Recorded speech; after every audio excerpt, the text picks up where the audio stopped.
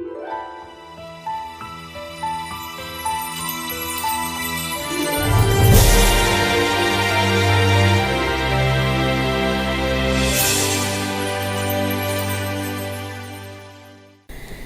this is Chris, keeping it real facts over fear. Time for another weekly COVID-19 herd immunity curve update.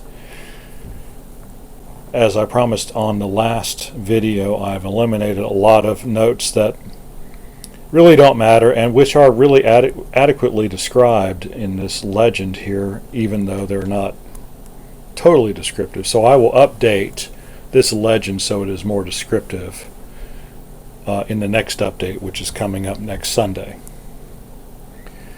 The blue line, which is the important line because it includes all the data since the beginning of this pandemic, has shifted right about 3 days since my last report on September 20th, 2020. I had predicted that it would move right 3 days in my last report. The new target date for reaching herd immunity in North Carolina is now November 29th, 2020. And just to reiterate, North Carolina entered reopening 2.5 on September 4th, 2020. The big news for this week in the Outlook section, it's kind of a new section, trying this out, seeing if it works. North Carolina Department of Health and Human Services announced they were going to start including positive antigen tests and the results of those tests to the previous total of PCR tests. So now we have two. What it really basically amounts to is two antigen tests. PCR tests are a little bit more exhaustive, and the antigen tests are a little bit less intrusive, although slightly less accurate. So they have added about 6,500 cases to the cumulative confirmed case results, and so all the data that is represented in this graph is no longer quite accurate, so I will have to go back, redo the data from data that is available on the NCDHHS website, and then of course all this stuff will change, not much. With 200,000 confirmed cases, 6,500 new cases is not going to make that big of a difference. But I do believe that it will make enough of a difference to shift the blue line back to the left 1 day for next week. So in other words, I expect the new target date to move back to November 28th, 2020. That is the date at which time North Carolina will reach herd immunity and we will be done with this pandemic. Just a note, PCR tests are done in a lab while antigen tests are done at the relevant healthcare provider, which is really part of the problem with reporting antigen tests, because there's no centralized kind of authority that is really in charge of reporting things. And so that's part of the reason why the Department of Health and Human Services has given the reason that they haven't included these before is because of the difficulty in accurate reporting from all these independent healthcare providers. I think that's the best way to put it. Antigen tests are not as accurate as PCR tests, even though they measure the very same thing. They measure whether or not you actually have the disease. Antigen tests in either one of these categories, antigen, PCR tests, only confirm that someone has COVID-19, while antibody tests confirm someone has had COVID-19.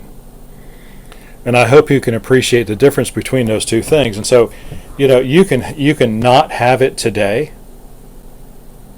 and get it tomorrow, or you could have had it 4 months ago and not have it today. And so I hope you can see that unless you have a test that shows whether someone has had the disease, which is what an antibody test does, and also a T-cell test also does, then we are just, all we're doing is taking a snapshot of what's going on right now. So without extensive antibody and T-cell testing, we're all just guessing as to the true extent of the disease. And so the data I'm giving you assumes that serological testing, which does test for antibodies, and T-cell testing, which has been done on a limited basis in Sweden, indicates that the actual number of cases are actually, I just repeated myself, the actual number of cases thus far are 10 to 20 times more than the reported confirmed cases. And that's the difference between the results you get with just doing antigen tests as opposed to doing antibody/T-cell tests. Finally, the number of active cases has declined since Labor Day from 25,000 to just below 2,000. Remember, these are confirmed active cases. This means that according to the methodology in this chart that I just ran through, there are actually 400,000, upwards of 400,000 active cases in North Carolina. Upwards of 3.5 million North Carolinians have recovered, and approximately 3,800 have died. So we will just have to see, as the data continues to come in, whether or not the extrapolations that I am using are accurate or not in regards to how many people actually have had this disease. And that is terribly important. So, excuse me. So that's where we stand this week. I will endeavor to get the relevant testing data as in regards to the number of people tested and the number of people who have been confirmed positive in next week's report. And so I expect to see, as I've said before, the blue line, which is the estimate of the time we are done with this pandemic. I expect that will shift to the left one day. So not doing too badly for an amateur statistician thus far. The only real question is, of course, I am operating under a number of assumptions, and we all know what assumptions can do to you, but I do believe something's better than nothing. I have not seen anyone online engaged in this kind of analysis at all.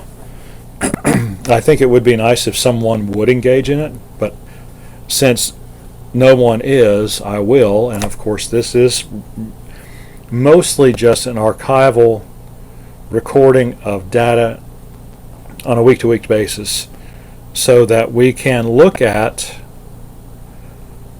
and analyze when we finally get to the end of this thing.